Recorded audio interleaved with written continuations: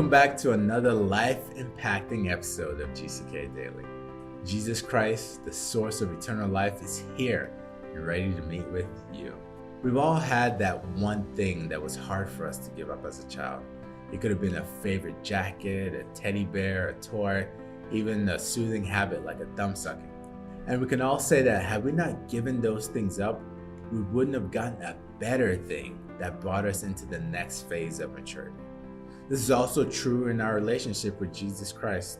The walk of salvation is one of constant surrender. God continually calls us to surrender actions, mindsets, habits, and more. Things that cost us the satisfaction of knowing Him deeply in new ways. And so, my dear friend, count all things as loss for the gain of Christ.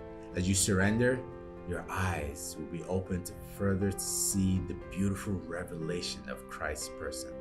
As they say, let go and let God. Look at Philippians chapter 3, verse 7. Philippians chapter 3, verse 7. But what things are gain to me, those I counted loss for Christ. There was a big ocean liner ship moving from one place to the other. This man in the ship had gone to Australia and he had amassed great wealth. All that wealth he turned to gold, literal gold. And he made a belt and strapped the gold around himself, very heavy. And then he was in that ship, ocean liner, and then it capsized. And many people lost their lives. But he knew how to swim. A daughter there, a girl there, a teenager had lost the mother. And then she looked at that man and he said, "Sir, save my life."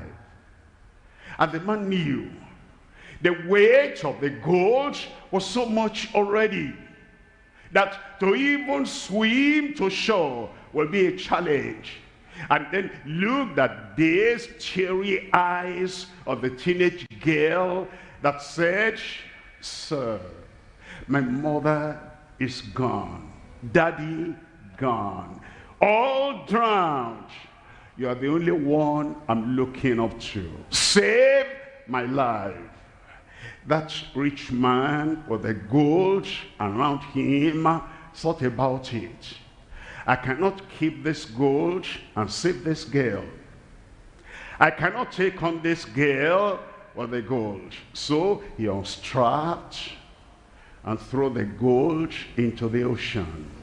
Then it was lighter, and he took up that girl at his back, and he tried swimming, and he got to the shore, exhausted, in delirium. He didn't know where he was, unconscious. And that girl stayed there. The following day, the man came into consciousness. And the girl looked at him and said, "You saved my life. I should have died. Whatever was important to me, I gave up. Because you gave up what was important to you. Whatever I cherished as a teenager, wanting this, wanting that, I would have died. I gave up everything. Now direct me and lead me. You are my Savior. You are the one that saved my life. And now I put my life in your hand. You can direct me." That's what Jesus did. He was sinless. He was perfect. He was spotless. He was holy. He was righteous. He was pure. He was heavenly minded. And then looking at you, drowning in the sea of sinfulness, knew that except he did something, you'll be forever lost. And he gave up his glory, his honor, and he gave up his riches, and then he stooped down and he picked you up, and now you are alive. Are the living people there? I said, now you are alive.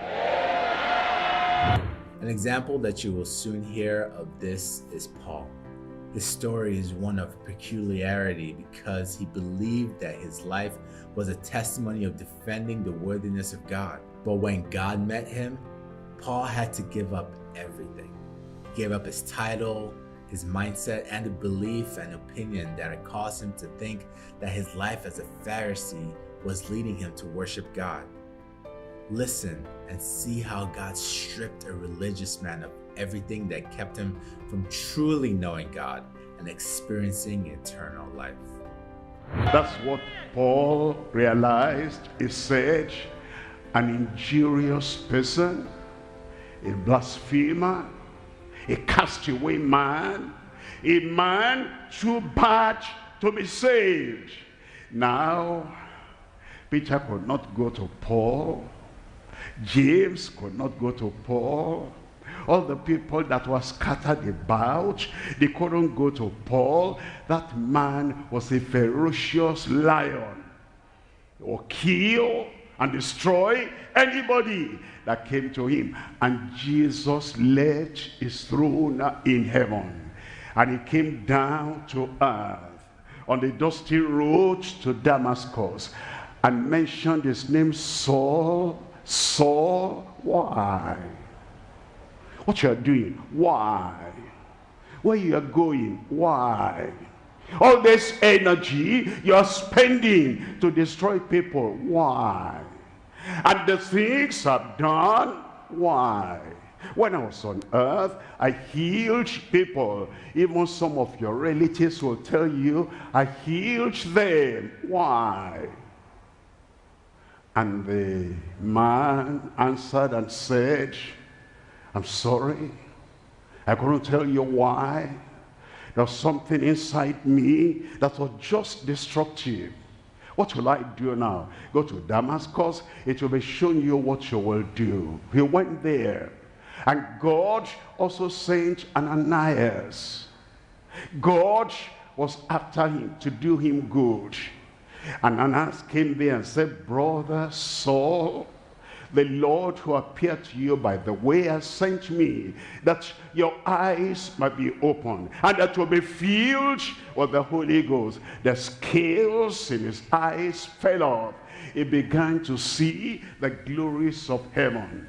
And Paul said, that Savior, that Redeemer, that redeemed me like that, what things were gain to me, those I counted loss for Christ. Think about your life, where you could have been. Think about your life, what evil, what degradation, what shame should have seized your life. But Christ said, no, I love you more than you love yourself. And he came to save you and to redeem you. Won't you join Paul and say, what things were gain to me, those I counted loss for Christ? Look at verse 8.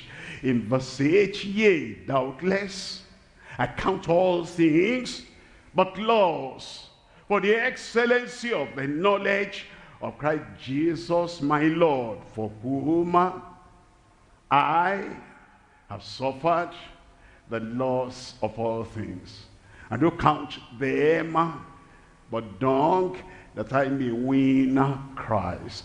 Verse 9, it says, and be found in him, not having my own righteousness, Jewish righteousness, which is of the law, but that which is through faith, the faith of Christ, the righteousness which is of God by faith. I pray we'll line up with Paul, Silas, Timothy. And then as it comes to our turn to confess Christ, which you will say, our Redeemer, our Savior, our Sanctifier, our Healer, our Deliverer, our Baptizer in the Holy Ghost, our King of Kings, our Provider, is more precious, more glorious, highly lifted up above all on earth. And with Paul and the rest of them, which you will say, what things were gain unto me, those I counted loss for Christ. And at the end, a crown will come upon your head. Crown. The crown of righteousness, the crown of life, the crown of eternal joy, the crown of eternal happiness will be given to you as you love the Lord above everything, above everyone on earth. Father, in the name of Jesus, what a loving God you are. What a wonderful God you are. You said we should look unto you, all the ends of the earth. And then you say, we shall be saved, we shall be forgiven. I pray for every brother, every sister, every young man, every young woman, and even the older people. I pray for everyone. According to your promise, grant them redemption for their souls now, in Jesus' name. Forgive all their sins. Take away the guilt. Take away the condemnation and give them salvation and the joy of salvation now in Jesus' name. And I pray that the peace that comes with salvation will settle in every heart. And the assurance of salvation will be given to everyone now without exception. You said, whosoever comes to you, you will in no wise, for no reason, cast away. You receive everyone that comes. Everyone that calls on the name of the Lord Jesus is saved. Thank you, Lord, for their salvation. Thank you, Lord, for their redemption. Confirm it in every heart. In Jesus' name we pray.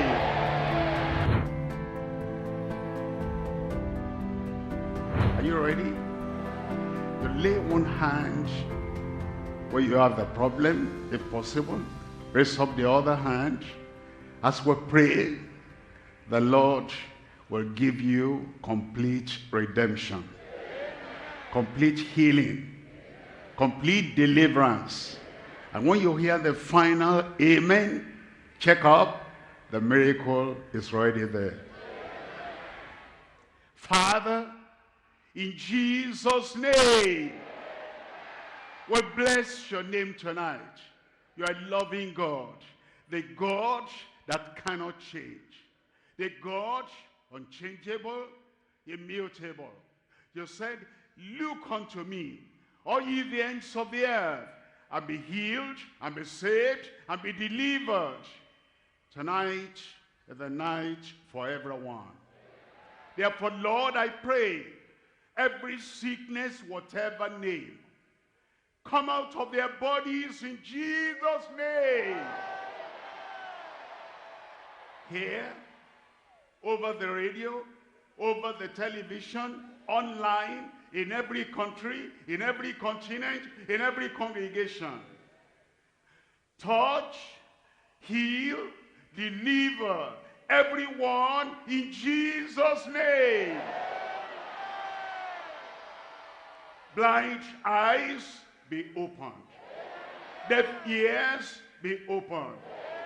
Dumb tongues be loosed. Broken bones be mended. Paralyses be healed. Those who are maimed or they have a part of their body missing, receive your wholeness in Jesus' name.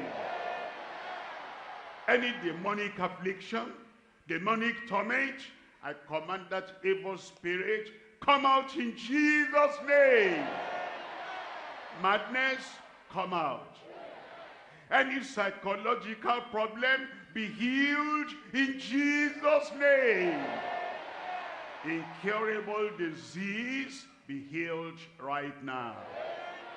Young and old, children and youths, parents, mothers, and fathers, receive your miracle right now. Lord, let there be a confirmation.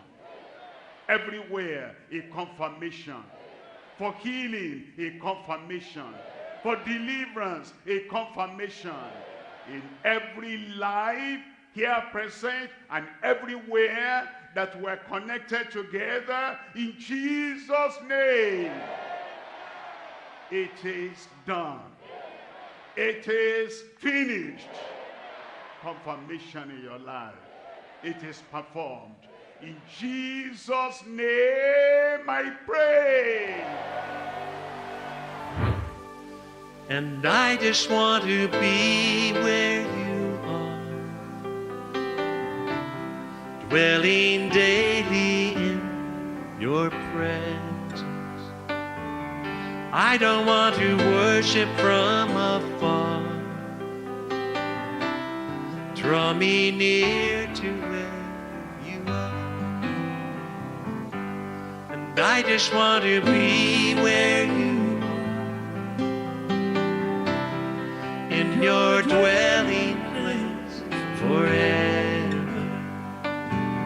Take me to the place where you are, 'cause I just want to be with you. I want to be where you are, dwelling in your presence, feasting at your table, and surrounded by your glory. In your presence, that's where I always want to be. I just want to I just want to be with you. And I just want to be where you are, dwelling daily in your presence. I don't want to worship from afar. Draw me near to where you are. And oh my God, you are my strength and my song. And when I'm in your presence, though I'm weak, you're always strong. Yes, you are. And I just want to be where you are, in your dwelling place, in your dwelling place forever. Take me to the place where you are, 'cause I just want to be, I just want to be with you.